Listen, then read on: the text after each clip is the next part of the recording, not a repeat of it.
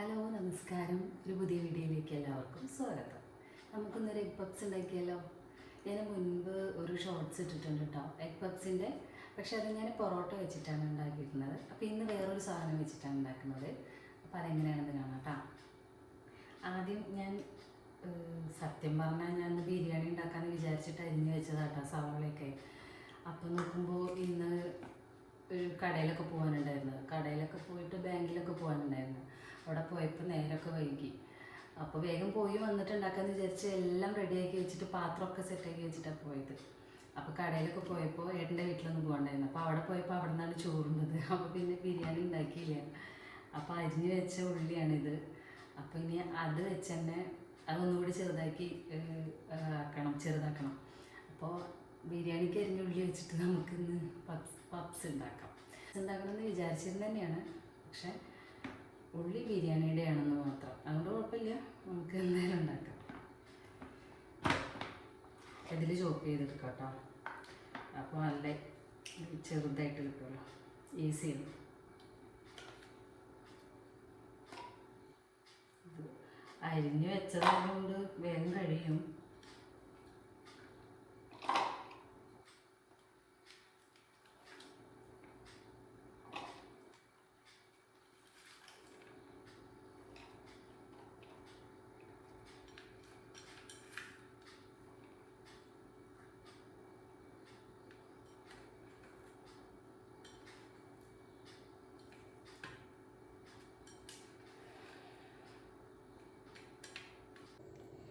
അങ്ങനെ സാധനങ്ങളൊക്കെ അരിഞ്ഞ് വെച്ച് കഴിഞ്ഞിട്ടാണ് ഇനി അത് നമുക്ക് വഴറ്റിയെടുക്കണം.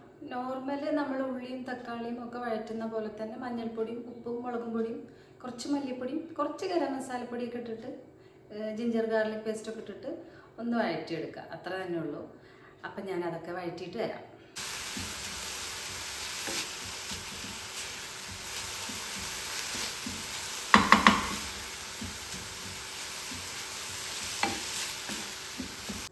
അപ്പോൾ പപ്സ് ഉണ്ടാക്കാനുള്ള മസാല റെഡിയായി. എഗ്ഗൊക്കെ കട്ട് ചെയ്ത് വെച്ചിട്ടുണ്ട്. അപ്പോൾ ഞാൻ ഉണ്ടാക്കാൻ പോണത് ഇത് വെച്ചിട്ടാണ് കേട്ടോ, അതായത് സമൂസയുടെ ഷീറ്റില്ലേ അത് വെച്ചിട്ടാണ് ഉണ്ടാക്കുന്നത്. സത്യം പറഞ്ഞാൽ ഇതൊരു പരീക്ഷണമാണ് കേട്ടോ. കാരണം ഞാൻ അന്ന് പൊറോട്ട ഇട്ടാണ് ഉണ്ടാക്കിയതെന്ന് പറഞ്ഞല്ലോ. പൊറോട്ട എന്ന് വെച്ചാൽ നമ്മൾ എലൈറ്റിൻ്റെ പൊറോട്ട ഇല്ലേ, ആ പാക്കറ്റ് നമ്മൾ ചൂടാക്കി കഴിക്കുന്ന ആ പൊറോട്ട വെച്ചിട്ടാട്ടോ. അതാകുമ്പോൾ ലെയറായിട്ട് ഇങ്ങനെ നിൽക്കും പപ്സ് ഉണ്ടാക്കിയത്. അപ്പോൾ ഇത്തവണ ഇതാണ് എൻ്റെ പരീക്ഷണം. എങ്ങനെയാവും അറിയില്ല, എന്തായാലും ഉണ്ടാക്കി നോക്കാം നമുക്ക്. അപ്പോൾ പപ്സിൻ്റെ മസാലയൊക്കെ റെഡിയായി. ഇനി സമൂസയുടെ ഷീറ്റ് എടുത്തിട്ട് ക്രോസ് ആക്കിയിട്ട് ഇങ്ങനെ വെച്ച് കൊടുക്കാം. അപ്പോൾ ഒന്ന് ഉണ്ടാക്കി അത് ഒട്ടിച്ച് കഴിഞ്ഞാൽ അടുത്തത് വെക്കാനുള്ള സ്പേസ് ഉള്ളൂ കേട്ടോ, നീളത്തിൽ ഇങ്ങനെ കിടക്കുന്ന കാരണം കൊണ്ട്.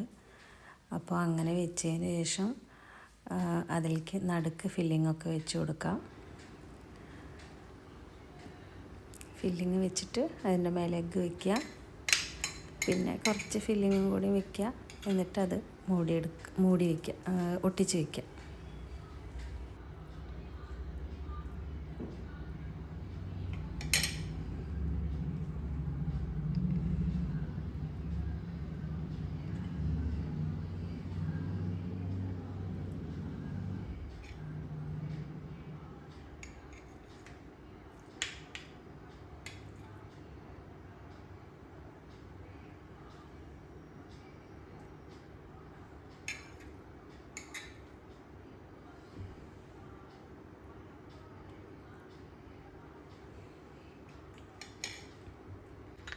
അത് ഒട്ടിച്ചെടുക്കാൻ വേണ്ടിയിട്ട് കുറച്ച് മൈദപ്പൊടി കുറച്ച് വെള്ളം എടുത്തിട്ട് ചേർത്ത് ഇതുപോലെ പേസ്റ്റാക്കി ഇതാണ് ഒട്ടിക്കാൻ വേണ്ടിയിട്ട് എടുക്കുന്നത്.